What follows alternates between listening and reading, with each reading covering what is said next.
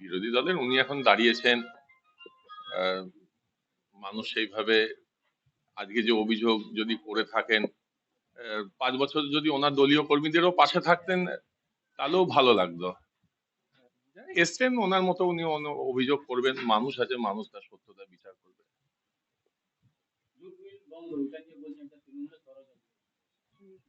5 বছরে খুব কম হলেও জুট মিল 5বার অন্তত বন্ধ হয়েছে।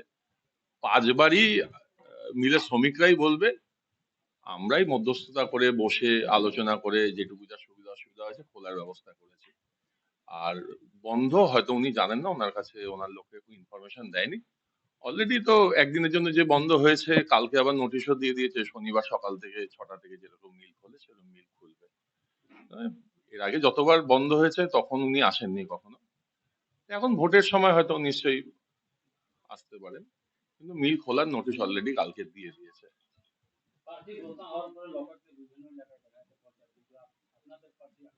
আমাদের প্রার্থী অবশ্যই আসবেন।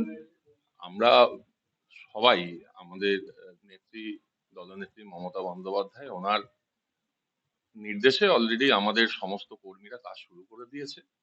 নিশ্চয়ই আপনারা দেখতে পাচ্ছেন, ওনার নাম অনেকদিন আগে ঘোষণা হলো, আমাদের প্রার্থীর নাম অনেক পরে ঘোষণা হয়েছে, কিন্তু অন্তত দেয়াল লেখাটা ওনাদের থেকে বেশি আমরা করেছি। আমাদের কর্মীরা মাঠে আছে, আমাদের প্রার্থী ঠিক সময় মতো আসবে।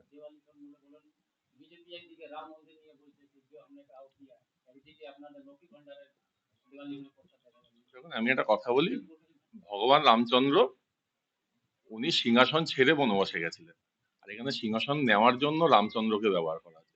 রামচন্দ্র তো আমাদের ভগবান হিসেবে মনে থাকবেন, কিন্তু মনের নিচে যে পেটটা আছে, পেটের জন্য তার কোনো জাত ধর্ম হয় না, সেটা সবাইকে খেটে খেতে হবে।